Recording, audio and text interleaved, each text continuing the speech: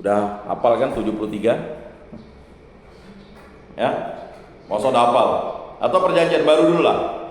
Mulai.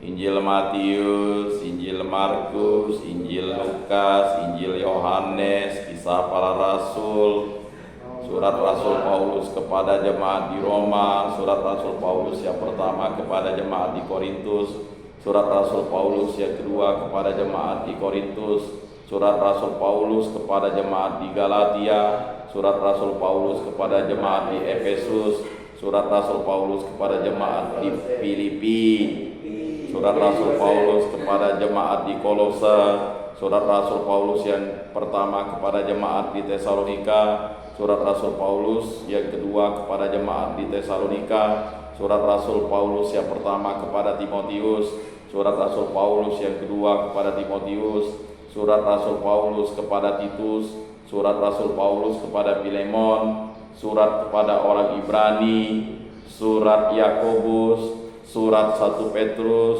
1-2 Petrus, Surat 1 Yohanes, Surat 2 Yohanes, Surat 3 Yohanes, Surat Yudas, Wahyu kepada Yohanes 27. Ada yang tidak disebut tak?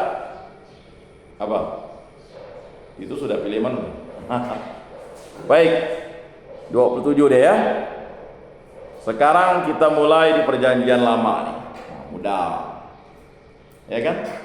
Kejadian, Keluaran, Imamat, Bilangan, Ulangan 5. Berikutnya Yosua, Hakim-Hakim, Rut.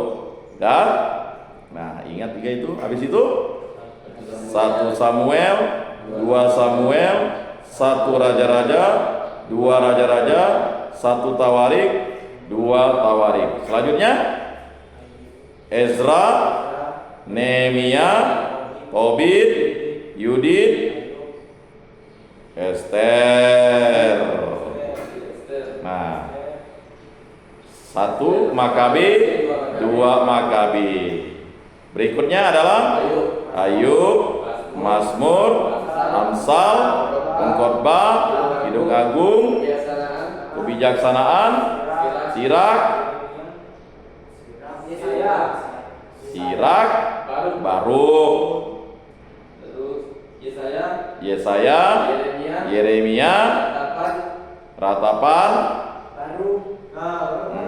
apa? Mulai lupa apa? Nah, coba kita ulangi dari Ayub. Yang tadi 21 udah clear ya? Dia masih pelan-pelannya. Mulai 22 Ayub, Mazmur, Amsal,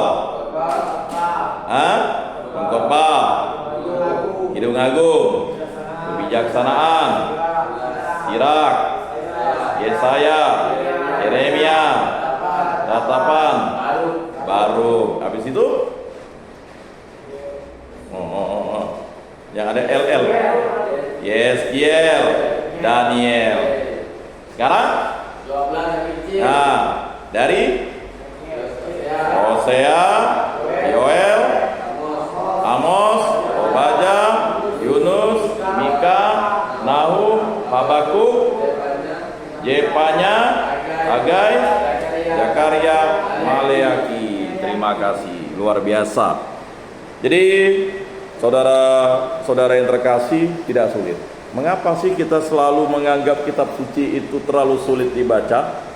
Karena kita tidak mau penerangan dari Roh Kudus. Makanya waktu membaca kitab suci itu, makanya jangan langsung ke ayatnya, tetapi coba pahami dulu ya, urut-urutnya itu. Jangan, karena apa? Kalau kita mulai membaca dan mencari, kalau kita tidak hafal urutannya, akibatnya apa? Obadya itu, adakah kitab itu katanya? Kan mana? Kalau kita tidak hafal Obadya itu, antara Amos dan Mika, nyelit dia satu di situ kan? Ya, sering sampai ada yang bertanya, adakah kitab itu Pak? Ada, satu bab ya dia Bu. Oh, kok di mana ya? Kok bisa kelewat saya bacanya katanya? Padahal dia rajin membaca, ya itu tadi, karena orang langsung membaca. Silakan membaca, penting, tetapi urut-urutan itu diatur oleh penulis kitab suci dan gereja supaya kita mampu ya membaca kitab suci. Kata Santo Hieronymus, kalau tidak membaca kitab suci berarti tidak mengenal Allah, tidak mengenal Kristus, tidak mengenal Roh Kudus. Mari kita tutup dalam doa. Dalam nama Bapa dan Putra dan Roh Kudus, amin. Terima kasih ya Allah Tritunggal yang Maha Kudus, Engkau telah membimbing kami untuk mempelajari pengantar-pengantar kitab suci supaya kami dapat membaca dengan iman yang teguh. Berkatilah kami agar kami selalu dikuatkan dalam setiap kegiatan bimbingan dan rohani, dan bimbinglah keluarga kami agar selalu setia kepada Allah Tritunggal yang Maha Kudus dalam gereja yang satu, kudus, katolik, dan apostolik. Dan berkatilah kami agar kami diberikan ketabahan, dapat menerima suka dan duka dengan hati yang tabah. Semua doa ini kami serahkan dengan perantaraan Tuhan kami Yesus Kristus yang hidup dan beraja kini dan sepanjang segala masa. Amin.